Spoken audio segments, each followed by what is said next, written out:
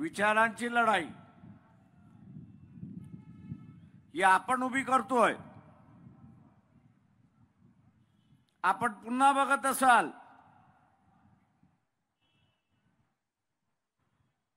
की मोदी असताना घराणेशाही पुन्हा काढतोय आणि तो असा म्हणतोय की देशातली जनता हीच माझा परिवार आहे। मोदीला मी म्हणतो हे तुझं म्हणणं खरं असेल ते एकच गोष्ट करून दाखव आणि ते म्हणजे इलेक्शनच्या ॲफिडेव्हिटमध्ये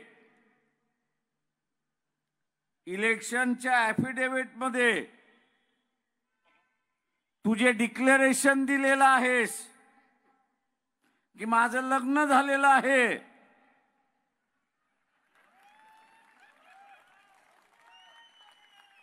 तेव्हा त्या महिलेला आपल्या बरोबर एक दिवस तरी त्या पंतप्रधानाच्या घरामध्ये ठेव। मग आम्ही